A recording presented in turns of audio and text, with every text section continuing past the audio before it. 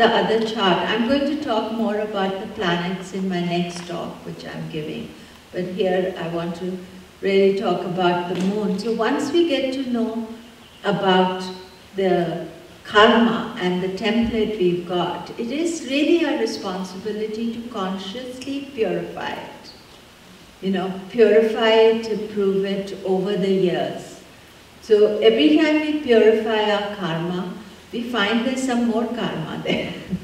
Because just like if you start cleaning your house, if it's very dirty, suppose it's totally messed up, you clean it, it looks clean, then you look and you say, oh no, there's some dirt there, there's something there. So you find more concentrated aspects of karma that you have to deal with. So it's a lifelong journey, so don't feel that I'm doing in 2015, then I don't need to do in 2016. It's a lifelong sadhana of working with the karma. So what happens is that now we are conscious, this is Sanchita, we have some aspects. But the planets don't let you off that easily. Because once you are working with your karma, what you find is that on a daily basis the planets are disturbing you, and especially the moon. So like today, yesterday and today, moon was with Ketu. Ketu is a past life planet. So by transit, not in your chart. But that is a disturbing energy. So now as a Jyotishi, we know this is 2 days, it's not so good. So we can have a balanced planning for it. Rather than saying something happens, suddenly there's a problem. So yesterday also, today it's slightly better. Yesterday Mars and Saturn were opposite each other. So in the morning I opened my mail and I found I had a notice from Fast Track because I had avoided my toll somewhere. But I have that little machine on my thing, so it automatically pays.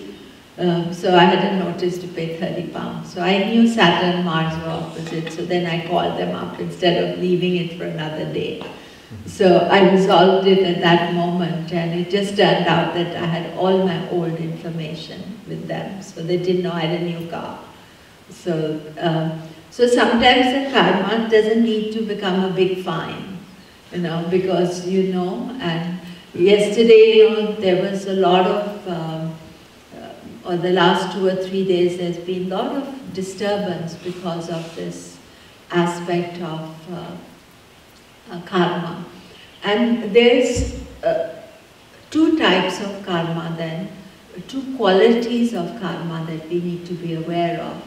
And one quality is, which they call is changeable karma. The Sanskrit word is drid karma, that means an adrid karma, fixed karma and movable karma. So there are 2 types of karma, one which is easy to move. You do a little practice, you understand, but there are certain issues that are more tougher to get rid of because they have got fixed, they have become all stuck, so you can't move them. So sometimes you may experience something that is part of your fixed karma, that suddenly something comes and you have to deal with it. So in this whole story with the planets is that sometimes a thing happens like a notice comes and you ignore it, or you not read the letter. So then it keeps on collecting and becoming bigger and bigger. And they keep on adding fine to it because you haven't done anything to it.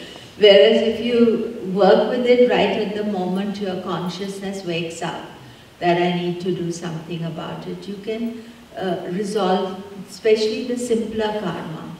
But the drid karma, which means fixed karma, that takes a lot of effort. Now sometimes in India people say fixed karma cannot be resolved. But I don't agree with them, and I want to quote Charak of the Ayurveda, He says if things cannot be resolved, why have we written all these books?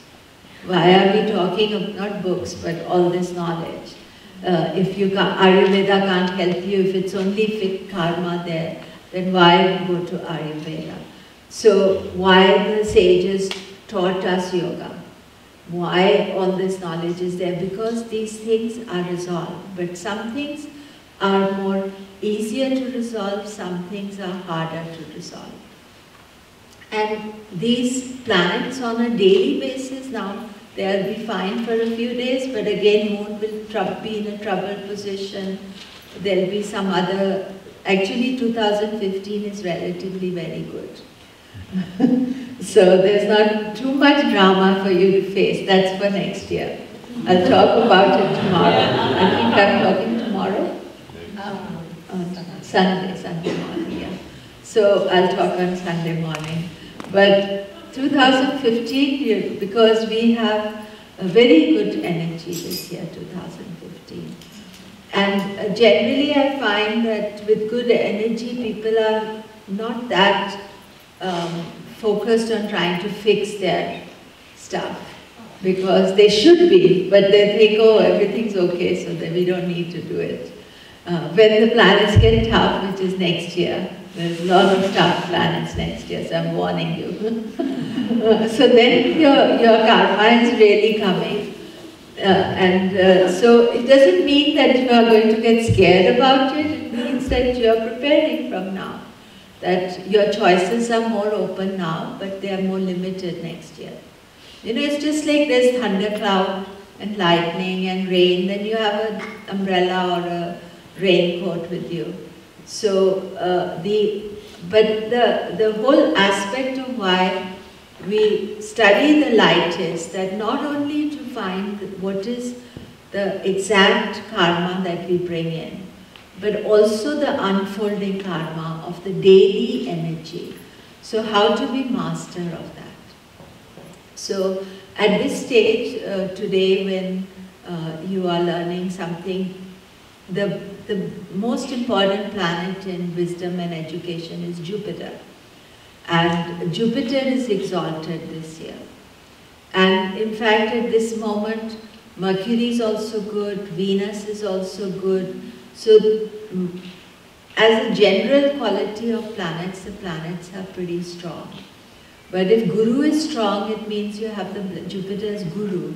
You have the blessing of the Guru, you have the blessing of not just the physical Gurus, but your inner Guru, the higher knowledge that is helping you. But that is real, always there's some other aspect going on.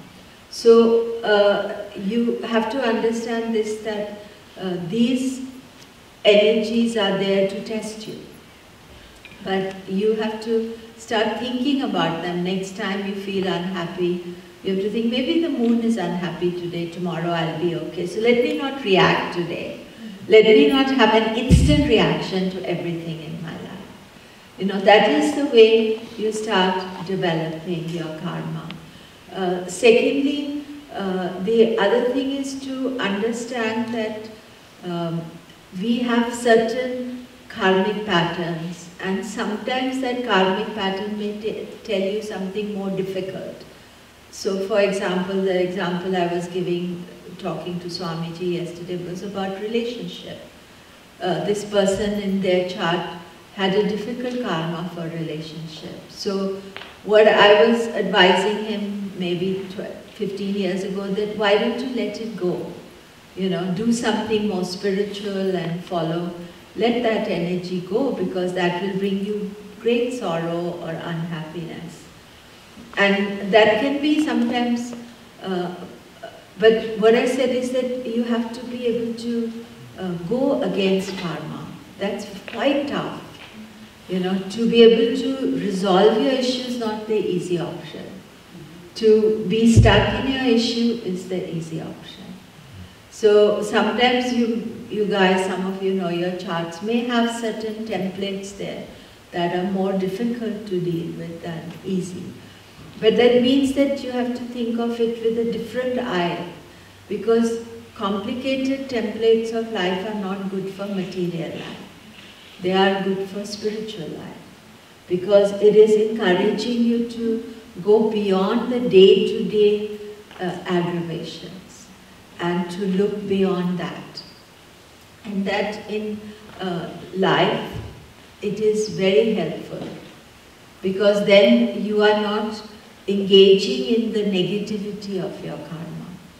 And what happens is, once you start working on that level, some of the karmic burdens just goes away, because it just floats away. It's something quite interesting. I don't know how it happens, but once you become aware of your karma, and you become aware that you are lessening the load without desperation, sometimes people are in a rush to do everything. That's not the thing. It has to unfold. It has to unfold. It's a story of unfoldment. And the karma slowly unfolds, because the planets will unfold, the light will shine brighter and brighter into you. So you have to be ready and willing to bring the light in. I find this with my personal study of Jyotish. I've been studying since '79. And I've been full-time teaching and astrologer for 20 years now. But even now, suddenly some information will come